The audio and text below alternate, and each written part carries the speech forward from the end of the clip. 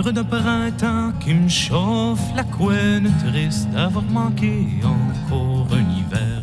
Paul Piché n'est pas juste un auteur, compositeur, interprète, c'est l'auteur de la trame musicale de nos vies depuis 1977.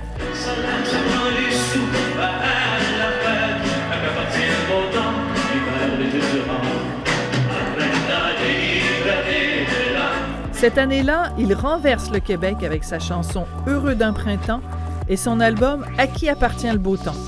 Depuis, il fait la pluie et le beau temps dans nos vies et enchaîne les classiques « Mon Joe »,« J'appelle »,« Château de sable »,« Ne fais pas ça » ou encore « Sur ma peau ». J'ai besoin d'amour pour mettre sur ma peau, je ne ferai pas d'aller-retour dans ton dos. J'avance et respire, poussé par mon désir, je ne ferai pas d'aller-retour, pas un mot.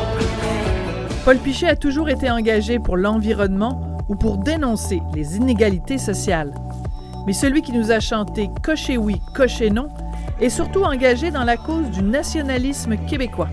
En 1995, juste avant le deuxième référendum, il participe au spectacle « Artistes pour la souveraineté ». On a tous une chanson de Paul Piché collée au cœur. Pour ma part, c'est L'Escalier, une chanson qui me fait craquer à chaque fois. J'étais tout à l'envers, parce que ce qui me manquait, c'était par en dedans. Je me sentais seul, comme une rivière, abandonnée par des enfants. Après 72 printemps, Paul Piché continue de nous rendre heureux. C'est pour ça que je voulais lui parler dans le blanc des yeux. Ouais. Bonjour, Paul Piché. Ben là. T'as l'air remué. Ben, mais hein. Qu'est-ce qui te remue comme ça, Paul? Ben là, et je m'attendais pas à ça. Tu sais, tu me dis, on va regarder des images, là, tu sais. Puis là, ben, tu sais, là, les images commencent, là. Ben oui, ah oui, celle-là. Ah ben oui, celle-là. Ah oui, celle-là. Ah oui, celle-là. Je sais pas. Mais je veux pas te mettre des mots dans la bouche, mais ouais. T'as les larmes aux yeux. Ah oui, un peu, ça se peut, hein? C'est la première fois que j'ai un invité qui commence en pleurant. Ah, mais toi, mais moi, je suis... Ah, ça, c'est... J'avais oublié de vous le dire. Il y aurait peut-être... T'es un brailleux. Écoute, j'ai arrêté de broyer à 12 ans. OK? J'ai arrêté de broyer. J'ai arrêté de pleurer complètement à 12 ans. Je me rappelle du moment où ça s'est passé, en plus. Qu'est-ce qui s'est passé à 12 ans? Je sais pas. J'ai voulu broyer, puis là, ça a fait... Oh non, ça fait trop mal. J'ai arrêté de pleurer, puis j'ai pas pleuré jusqu'à 40 coques en thérapie, genre. OK? Il a fallu que tu ailles en thérapie pour te réapproprier des larmes. Oui, mais carrément. C'est passionnant. Mais oui. Et là, maintenant... Depuis ce temps-là, je suis une moumoune. Tu sais, je pleure. Non, mais je me reprends de tout. Là, tu rattrapes le temps perdu. Ah, complètement. Là, je pleure pour n'importe quoi. Là. Ben, pas pour n'importe quoi, mais disons que je suis plus proche là, de mes émotions tristes. Je suis capable d'aller là. Mais là, tu as 72 ans, donc oui. Ça fait dire que ça fait seulement 32 ans que tu pleures. Ah, ben oui, tu vois, c'est ça. Ça fait pas tant de temps 40, que ça. Ouais, c'est ça. Fait que là, j'ai pas mal rattrapé. Je suis moins pire, là. Je suis moins momoune un peu. Fait que j'ai eu le temps de rattraper, là. Mais c'est drôle que tu dises moumoune parce que on n'est pas habitué de voir un gars pleurer. Hein, en général. Okay. Pourtant, il y a la fameuse chanson de Dan Bigra, « Un homme, ça pleure aussi ». Mais moi, je trouve qu'il n'y a pas de sexe, il n'y a pas de genre pour les larmes. Non, puis c'est extrêmement important. Et moi, quand je te dis dans le cadre d'une thérapie, c'est important. Ce qu'il faut comprendre, c'est que moi, j'ai vécu, mettons, à partir de 15-16 ans, j'ai vécu des peurs paniques. Et là, j'ai gérer ça, moi, tu sais, tout ça. Je me suis arrangé avec ça. Puis j'ai comme réglé ça un peu en avançant. Parce qu'à force de ne pas pleurer, c'est ce qui arrive, tu comprends, à un moment donné. Ça reste embouteillé. Exactement. Et surtout, quand tu fuis la peine, tu vas sur... ton inconscient, il va te trouver une excuse, tu sais. Fait que si tu as... Tu peux avoir... Il y en a qui vont faire, mettons, de l'agoraphobie ou peu importe, n'importe quelle anxiété, là, pour te faire oublier que tu sais, si, mettons, moi, il y a quelque chose qui me rappelait une tristesse, bien là, je m'en allais ailleurs. Fait que... Et comme moi, ben, tu sais, quand j'étais jeune, j'avais peur de rien, tu sais. Fait que fallu que j'invente un peu la peur. C'est ce qui arrive à ceux qui font des peurs paniques, c'est que tu as peur de rien, mais tu as juste peur d'avoir peur, mettons. OK? Comme l'expression le dit, là. Mais c'est ce que tu vis, mais en mode panique. Et là, ça passe, puis là, ben avec le temps, j'ai géré ça en me disant, justement, les angoisses passent. Tu sais, je me souviens, je disais, ah, ça rime, les angoisses passent. Donc, le fait de les laisser venir et tout ça, je les gérais un peu. Et à un moment donné, j'ai impliqué un ami dans ça. Oui, l'alcool. Oui. Oui. Parce que l'alcool, ça calme, évidemment. Puis ça met une distance Oui, entre toi et la douleur. Et puis, oui, c'est ça. Ben, ça fait juste t'enlever la peur, tu sais, comme ça. Puis ça te fait devenir un peu stupide. Et puis, quand tu as peur de rien, c'est très mauvais, là. C'est très dangereux. Et on le sait, hein, c'est pour ça qu'il ne faut pas boire et conduire. Mais ceci dit, donc, j'ai géré ça avec l'alcool pendant un bout de temps. Mais le problème avec l'alcool, c'est que ben, plus ça va, plus tu en as besoin, puis plus la peur augmente, finalement, ça crée de l'anxiété.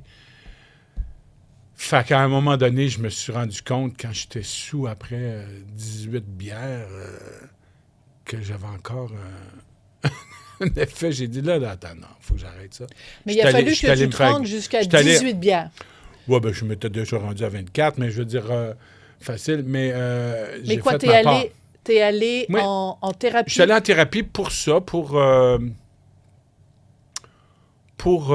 régler mon problème d'alcool.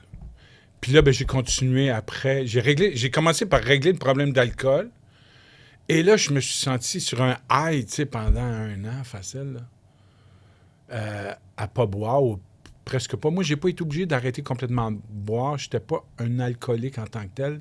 J'étais, mettons, un ivrogne, si on peut résumer. Donc, je me saoulais la gueule. Mais c'est pas pareil tout à fait. Peu importe. J'ai été capable d'arrêter de boire. Ça, ce qui est important. Pendant longtemps, je buvais plus du tout. Pendant 1 an, facile. Et puis, je me suis senti bien, là, tu sais. Fait que là, après ça, à un moment donné, ça recommençait. Fait que là, j'ai dit, attends un peu, m'aller voir, là. Qu'est-ce qui se passe au niveau de la peine, puis de l'anxiété, puis tout ça. Puis là, je suis allé là. Puis là, ben, j'ai... en thérapie, à un moment donné, ça a tout sorti. Puis voilà. Depuis ce temps-là, je pleure. Tu pleures.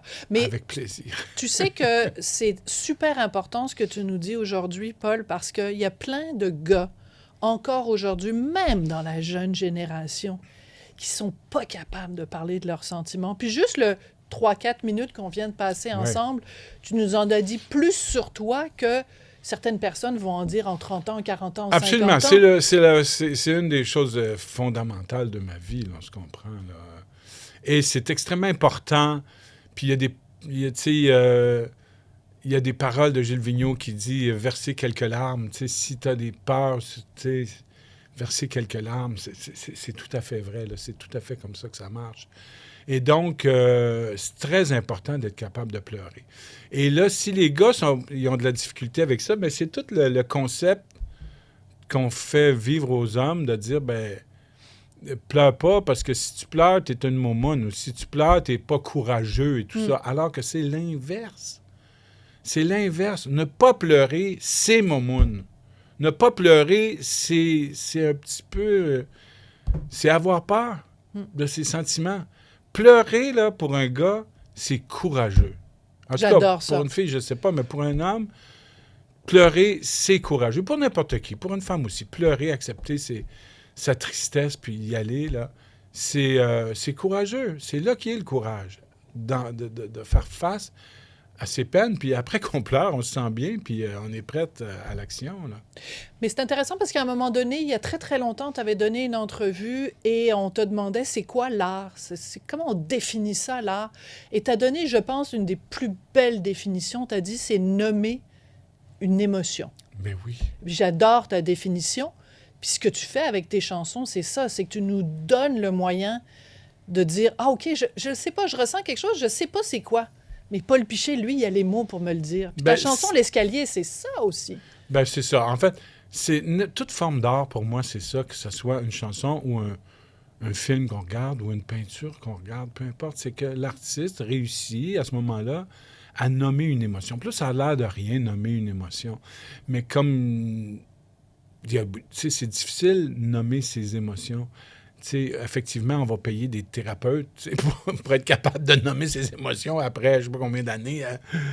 Alors, quand quelqu'un arrive à nommer une émotion, on s'identifie, on se reconnaît, puis on se sent bien, ça nous fait du bien, tu comprends? Donc, c'est ça l'art en général, c'est d'arriver à nommer ses émotions. Et ça se fait d'une façon spéciale. Il faut être proche de ses émotions quelque part. Il faut être capable de les nommer avec de la poésie, avec de la peinture, avec du cinéma, un roman, peu importe. C'est ça, en fait. Et puis, je pense que c'est une grande richesse, la culture, à ce moment-là, parce que ça arrive à nommer les émotions de tout le monde. Fait que, c'est extrêmement important, c'est extrêmement... c'est la source de vie. C'est aussi important que l'air puis l'eau, là. Absolument, mais tu vois, dans la petite capsule qu'on a montrée au début, il y avait un extrait de ton passage dans une émission à Radio-Canada où tu chantes l'escalier. Et cet extrait-là a été vu, je pense, 3 ou 4 millions de fois. Oui, c'est fou. C'est devenu viral. Tu es devenu comme Vraiment. un influenceur de l'émotion. Ben oui. Cette chanson-là, il y a quelque chose avec la chanson L'escalier. Puis il y a une de mes collègues, elle s'appelle Jessica. Sa meilleure amie, Noémie, son père est décédé l'année dernière de l'aide médicale à mourir. Puis quand Jessica a su que tu venais aujourd'hui à mon émission, elle m'a dit, il faut absolument que tu lui parles du papa de son amie Noémie. Il est mort de l'aide médicale à mourir. Tu étais son chanteur préféré et sa chanson préférée, c'était L'escalier. À un moment donné, Noémie est dans l'auto avec Jessica, puis elle se met à parler de son père. Et là, à la radio, joue L'escalier. C'est comme... Je te sens ému. Ben oui, c'est très émouvant, c'est sûr. C'est très émouvant de penser qu'on fasse partie de la vie des gens comme ça, puis qu'on les aide, tu sais, à quelque part. Ça aide, hein? Ça nous aide à bien vivre. Ça nous aide à être capable d'être triste, mais ça nous aide aussi à être capable d'être joyeux, même dans les moments tristes. Tu sais, il y a moyen d'être heureux là-dedans, là. Parce que dans la chanson L'escalier, tu dis à un moment donné, j'étais tout à l'envers parce que ce qui me manquait, c'était par en dedans. Envers, en dedans. Je me suis dit, le jour, Paul, où tu as trouvé cette formule-là, cette phrase-là, tu devais être fier de toi. Tu devais dire, hey, ça en est une bonne. Je sais pas, parce que j'ai écrit cette chanson-là, sur une tellement longue période, puis j'en parle dans la chanson, tu sais. Je dis, bien sûr, la chanson aurait pu finir de même, mais si j'avais pas compris que je sais pas une quoi... fin à cette chanson. Ouais, mais tu sais, en tout cas, fait que, tu sais, je l'ai écrit sur une très longue période, et je me souviens parfaitement du moment, du lieu et tout, tu sais, quand j'ai été inspiré de ça. Oui, c'est sa rue Atatiken aujourd'hui, à l'époque, Amherst. J'étais en coloc avec des amis, peu importe. Puis là, je descends l'escalier intérieur, c'est la rue Amherst, là, tu sais. Et puis, juste à côté, d'ailleurs, la photo de la pochette du premier disque, le disque avant l'escalier, la photo de ça, c'est directement à côté de cet endroit-là. Peu importe. Là, je descends ça. Et là, c'est juste avant de partir, puis je m'en allais rejoindre Jean-Pierre Lefebvre, le cinéaste. Oui. Oui, je m'en allais rejoindre lui pour... composer parce que je faisais de la musique pour... il me demandait de faire de la musique pour un de ses films qui s'appelait « Avoir 16 ans », à propos d'un jeune délinquant et tout ça. Et d'ailleurs, cette journée-là, il m'a dit, tu sais, si tu pouvais... la seule chose que je te dirais, tu pourrais... C'est un film qui s'appelait « Avoir 16 ans », puis il m'a dit, tu pourrais, en tout cas, juste si ça marche, là, tu pourrais dire « J'aurai jamais 18 ans ».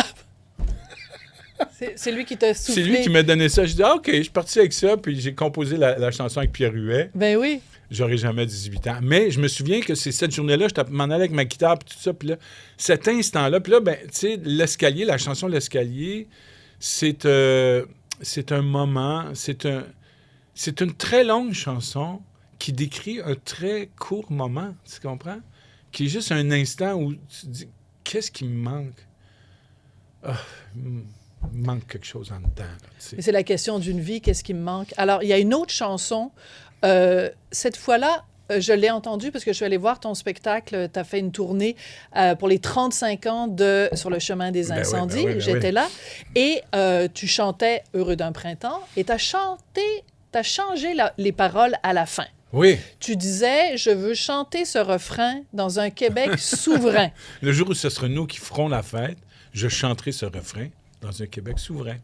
Puis là, je suis allée te voir après, Oui. en coulisses, puis je t'ai dit, hey, t'as changé les paroles. Puis là, tu m'as dit, ben voyons, Sophie arrive en ville, ça fait 10 ans que j'ai changé les paroles.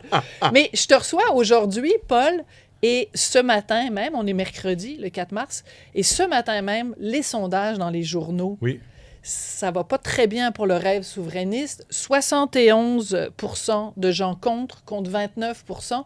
Je me suis dit, Paul, ce matin, quand tu as ouvert ton Journal de Montréal, que tu as vu ce sondage-là, est-ce que ça t'a fait de la peine? Non. Non. Ben non. Est-ce que ça t'a inquiété? Un peu, mais pas tant. Pourquoi pas tant? Parce que je n'ai vu d'autres, là. Oui, mais c'est les chiffres les plus bas depuis le référendum de 95. Absolument, mais c'est la situation, là. C'est la situation actuelle. Là, t'as Trump d'un bord, puis t'as la guerre en ce moment. Fait que c'est tout à fait normal.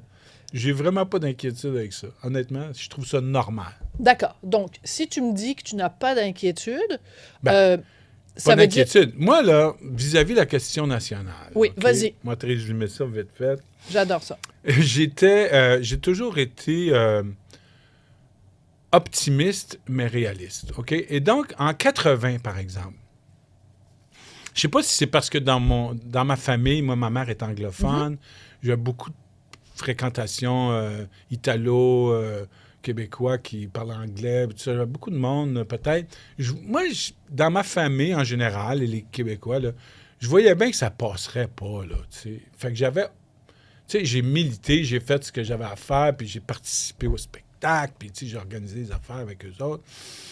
Mais j'étais sûr que ça passerait pas, là. C'était une évidence pour moi, D'accord. là, tu sais. Ça, c'est 80. Fait que c'est ça. Fait que là, 95, quand complètement est arrivé différent. 80, je n'étais pas découragé là, que ça n'a pas D'accord. passé. Je dis, OK, on continue, tout ça. Et puis pour moi, il y a eu une grande victoire en 80. Ça a l'air de rien, là, mais c'est une grande victoire. C'est que là, en 80, c'était même pas clair que c'était le Québec qui décidait. Il y avait un gros débat à ce moment-là.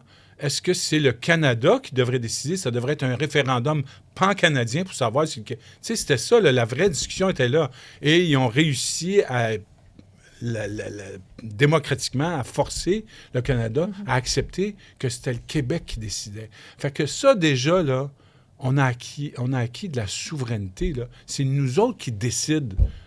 Depuis ce temps-là, c'est nous qui décidons. Mais avant, c'était pas clair.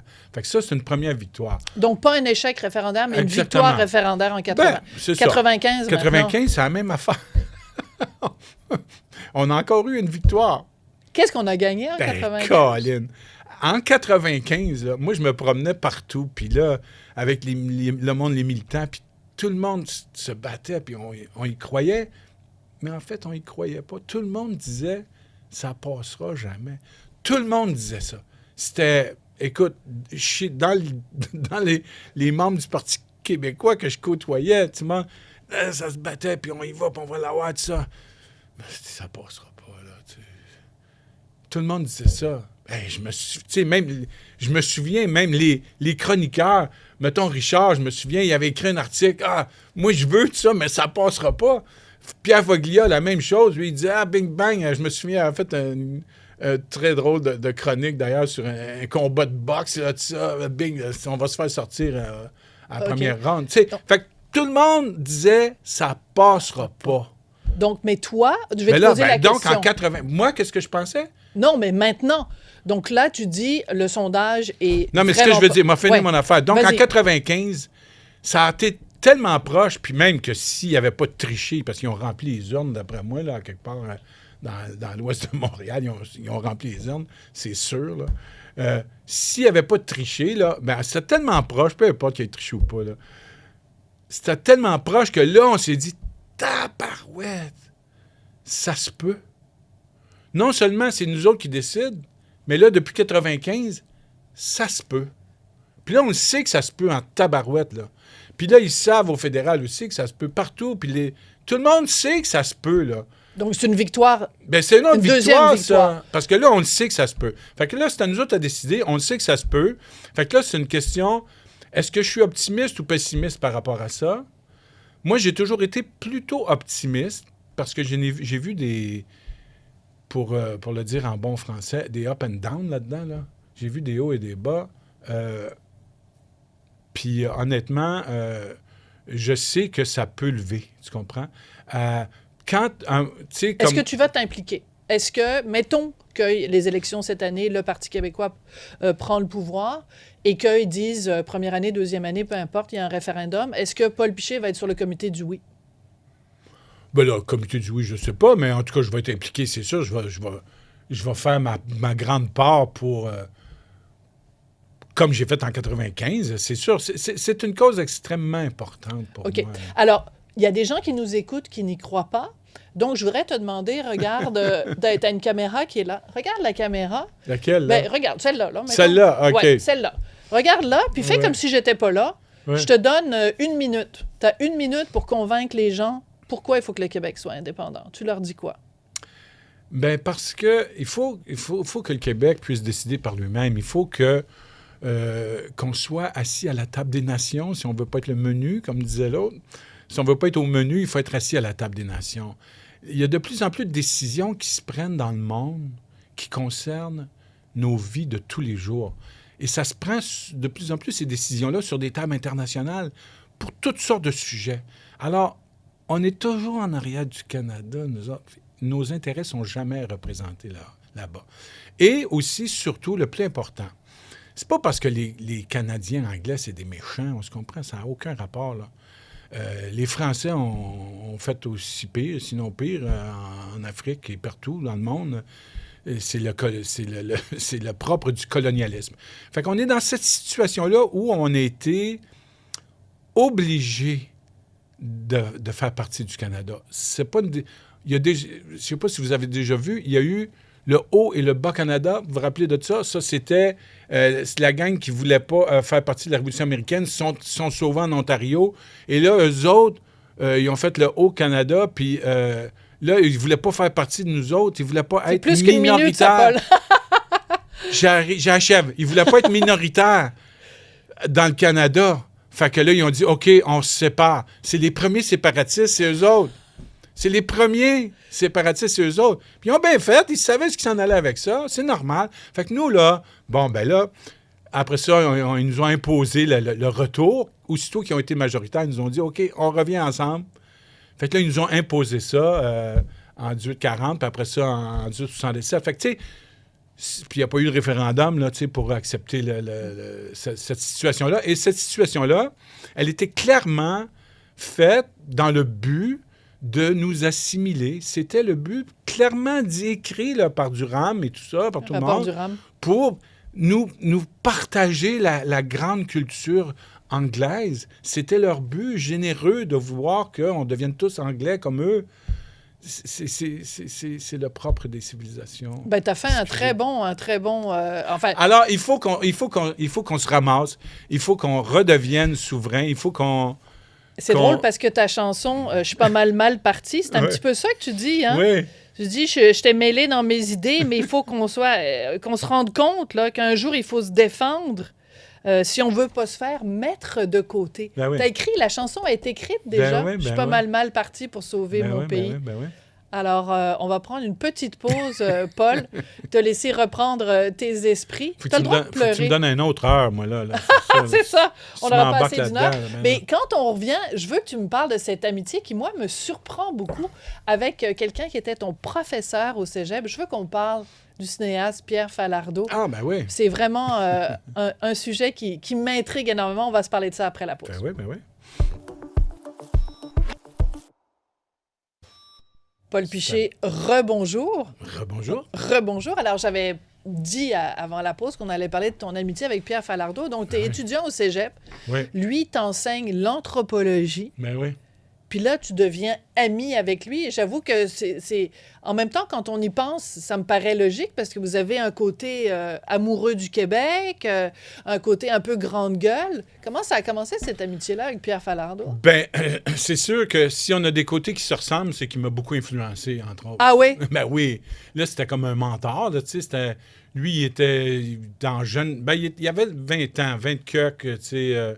Il était jeune, tu sais, pour être prof, là, mais je veux dire... Il était à la fin vingtaine, genre, puis là, fait que, tu sais, mais on est devenus amis, on s'est compris tout de suite, puis on était amis avec plusieurs... Il y a plusieurs amis à moi, on était amis avec lui, là, tu sais, puis on faisait des choses ensemble, et peu importe. Fait que, tu sais, il m'a influencé beaucoup, Et À puis, quel je suis niveau? devenu vraiment un ami.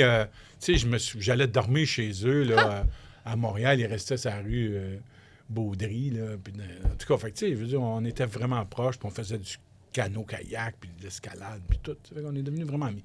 Et puis, il m'a influencé beaucoup justement, sur les causes, l'ensemble des causes.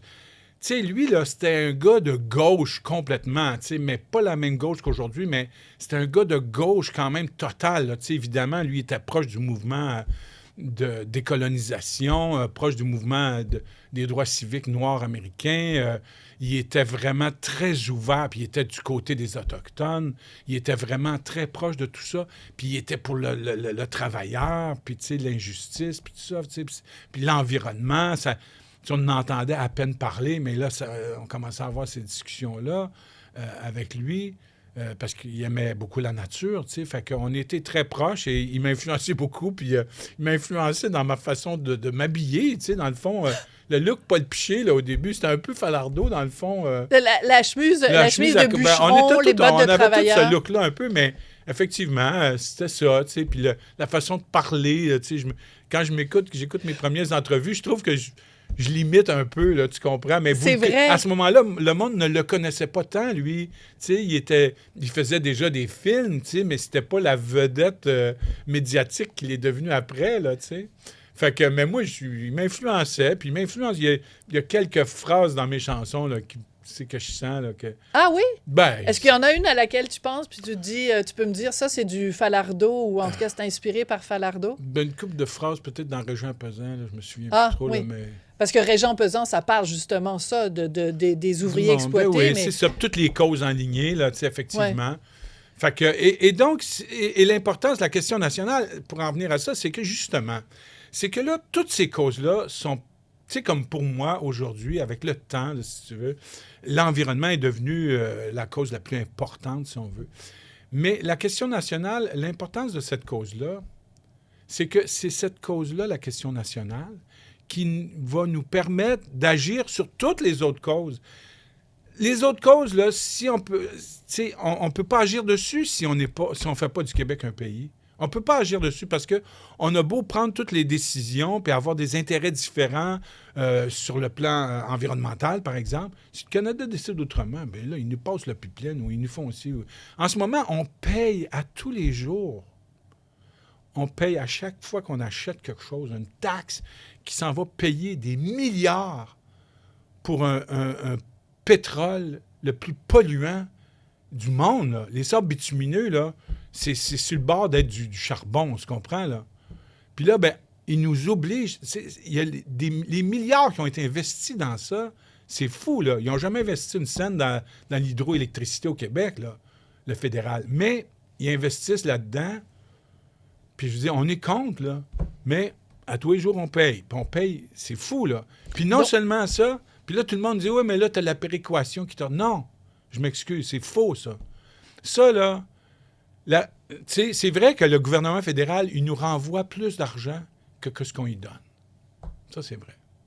Mais le gouvernement du Québec aussi, il nous envoie plus d'argent que ce qu'on... Comment... Oui, c'est parce qu'il s'endette.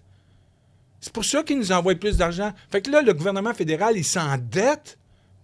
Fait que là, on est en train d'acquérir une dette de fou pour continuer d'investir des milliards dans le pétrole des sables bitumineux. C'est une honte. Alors, bon, ça, c'est un exemple. Mais si tu veux faire un geste pour la planète, là, fais du Québec un pays.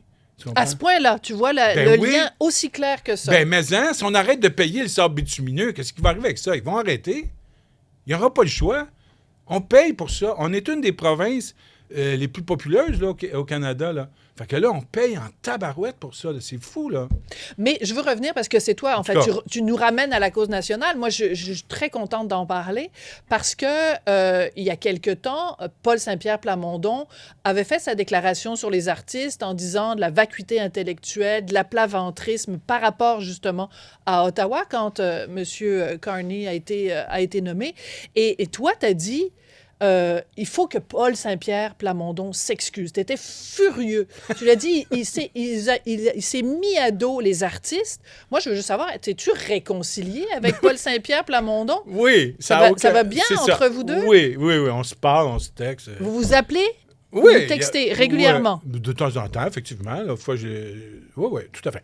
Alors, regarde, c'est pas tout à fait comme ça que ça s'est passé. Premièrement, de son côté, c'est une maladresse. On se comprend?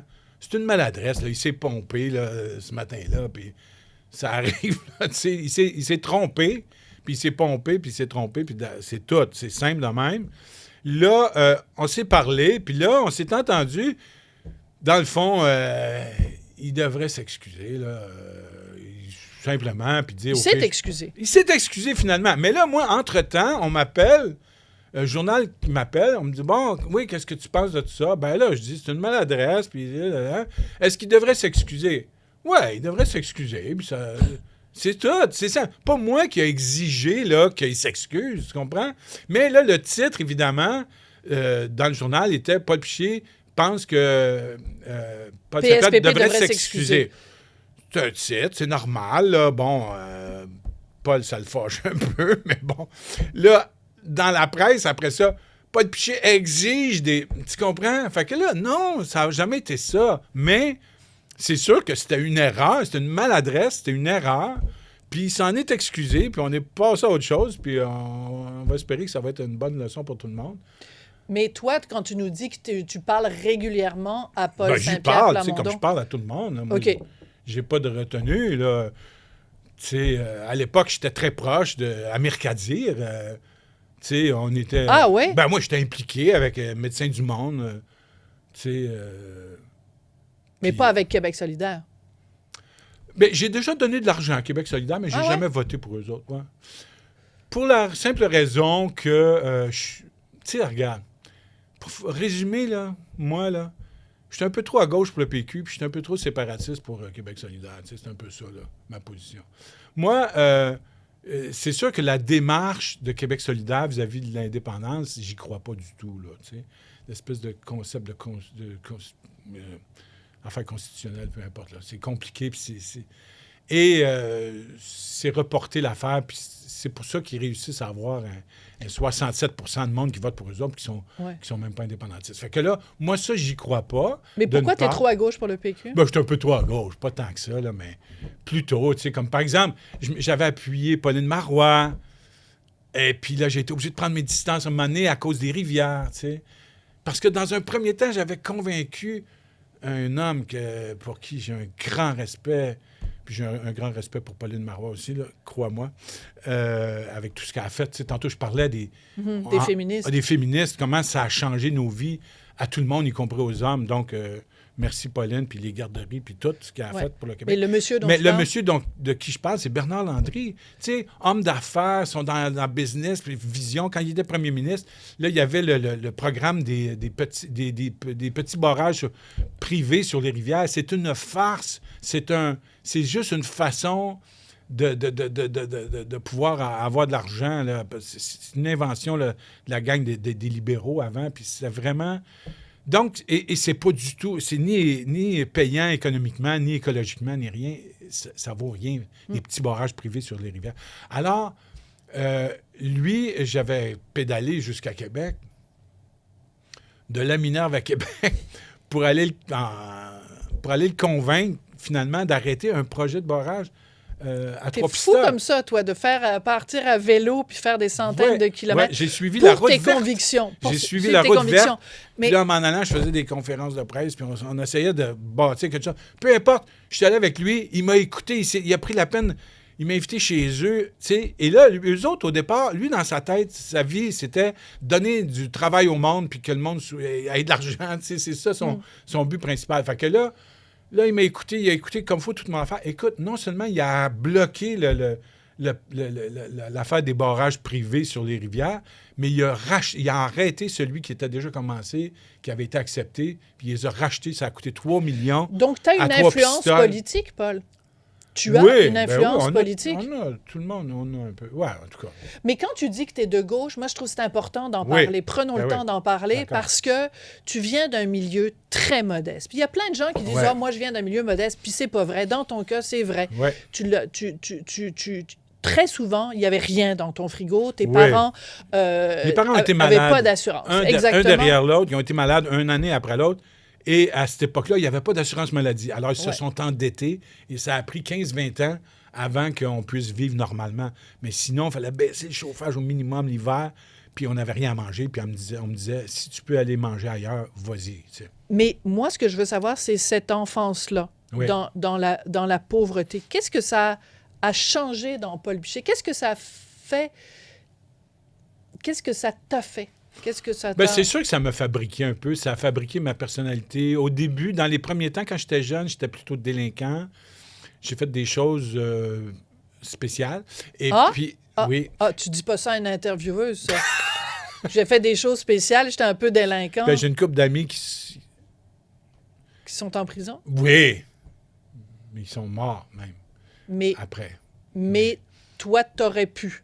Si j'avais continué tu t'es avec fait eux autres, ben pogner, oui, c'était mes ouais. petits chums, c'est ça que... Tu sais, c'est pour ça que je m'identifiais aux prisonniers, puis je comprenais leur vie. J'aime bien Soulja, d'ailleurs. Je le sens, tu sais, je trouve ça bon, ce qu'il fait. Ouais. Et je sens que... Il nomme sa vérité, ça, c'est très important. Tu sais, tantôt, on parlait de nommer ses émotions.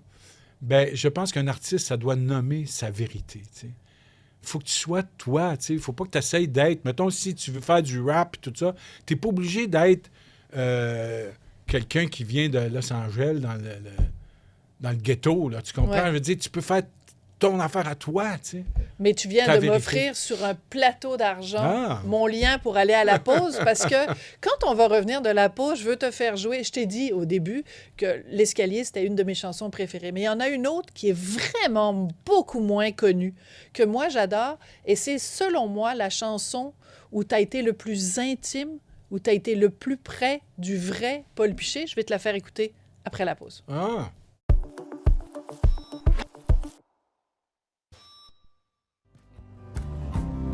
Très peu de mots, peu de doigté, de 3 accords, c'est tout ce que j'ai. C'est quelques mots que tu entends du haut de tes 2 ans. Le temps qui file, le temps perdu, entre la chance et le destin. Enfin toi qui est apparu et qu'on tient déjà par la main. Paul, c'est ça la oui. chanson. C'est une chanson oui. magnifique qui Ah. s'appelle La vie. Mais oui. Est-ce que j'ai raison de dire que c'est une des chansons qui te représente le Ah plus? oui, puis c'est une chanson qui me touche, là, puis c'est drôle parce que je parle de ma petite fille qui a 2 ans, puis elle essayait de m'appeler tantôt, là, tu sais, c'est trop ton drôle. téléphone sonnait pendant C'est elle qui l'entrevue. essayait de m'appeler. Elle devait savoir qu'on parlait d'elle. Peut-être c'est ça que tu t'en amènes ça, mais Pourquoi oui, ça te ben, touche autant, cette chanson-là? Ben moi, c'est sûr que, ben, tu sais, c'est une petite, c'est le genre de chanson que tu sais bien que ça fera pas des en tout cas, des Elle se éclats à la vendra pas à des radio, millions puis tout de ça, fois, mais, ouais.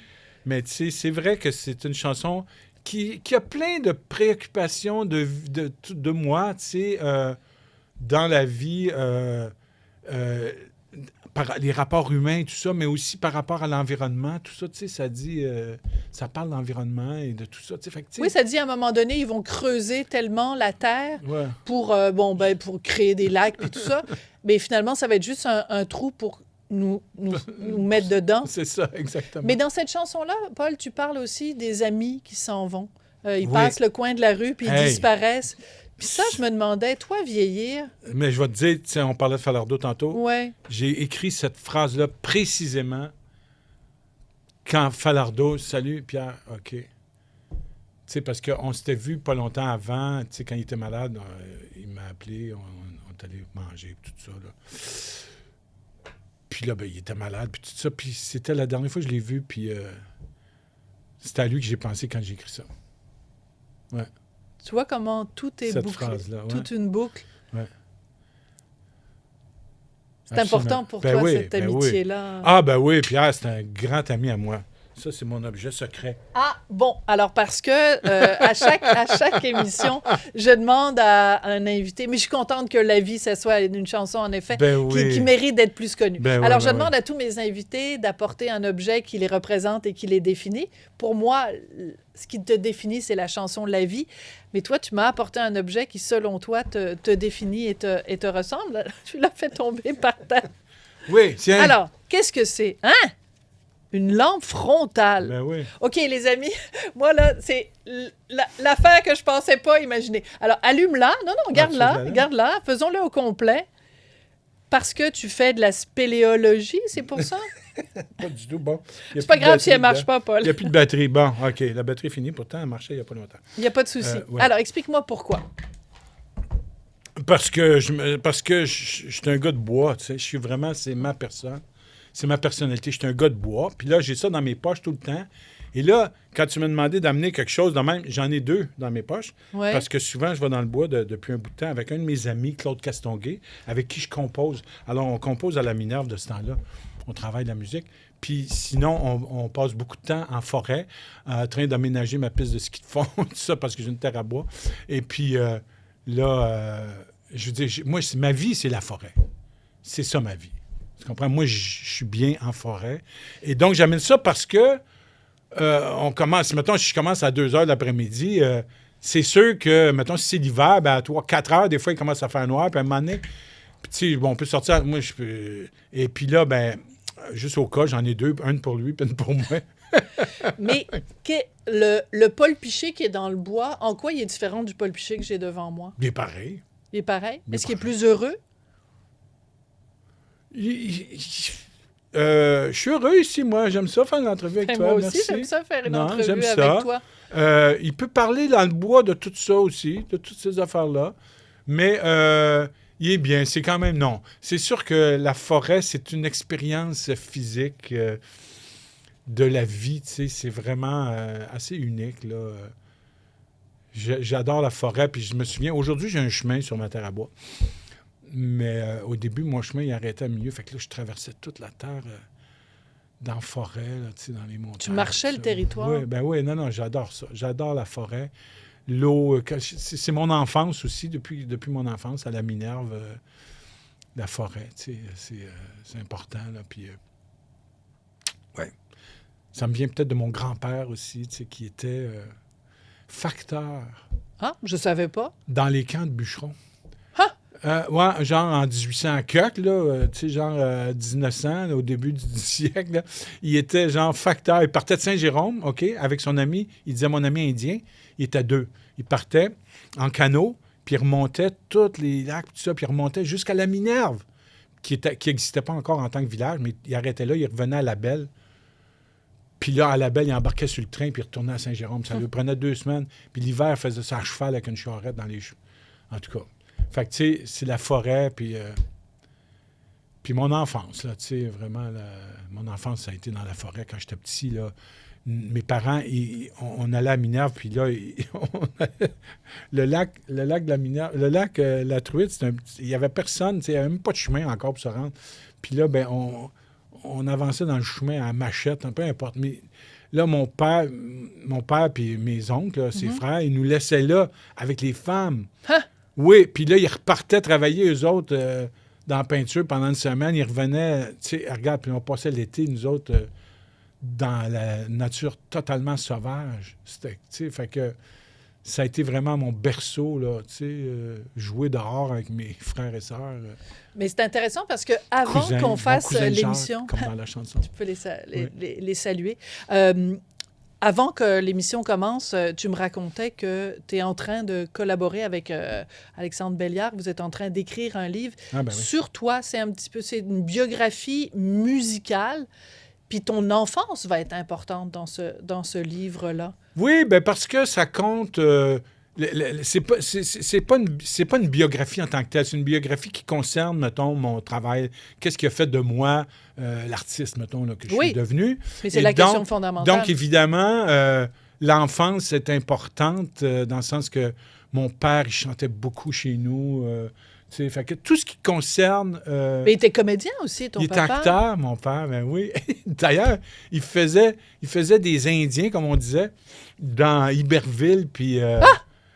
Oui, puis j'ai une photo de mon père avec Yvon Deschamps, habillé en Indien, parce que dans ce temps-là, il n'engageait pas des Inuits, il engageait, c'était juste des Blancs qui faisaient il peinturait, là, puis...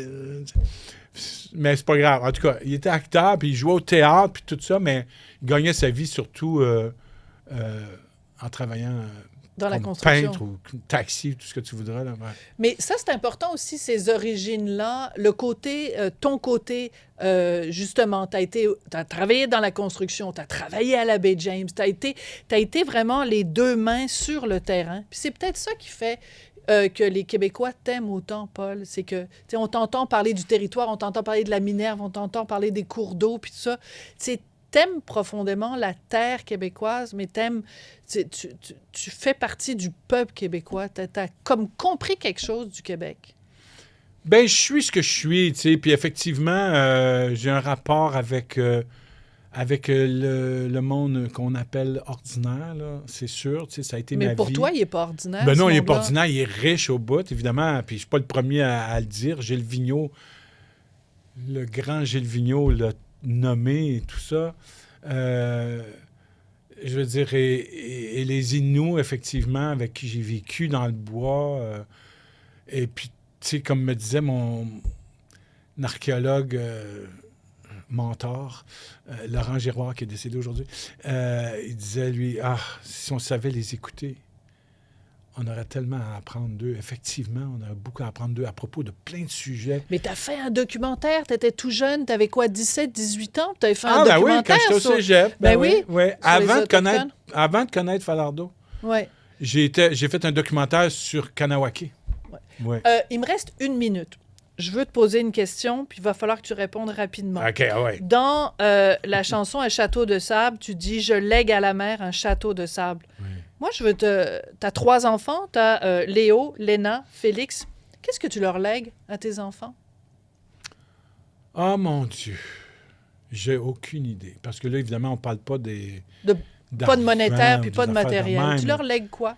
Tu sais, je pense un esprit, un désir d'être dans la vérité, à quelque part, j'imagine, d'être authentique, qui m'est venu d'ailleurs d'un professeur, les professeurs, merci les professeurs, qui m'a vraiment fait comprendre l'importance de l'authenticité. Là. Ben, t'as été... Gaston Chalifou. Gaston. Écoute, merci beaucoup d'avoir été aussi authentique pendant cette entrevue-là. Merci, Paul. Puis on va continuer à écouter tes chansons pendant très, très, très longtemps. Merci.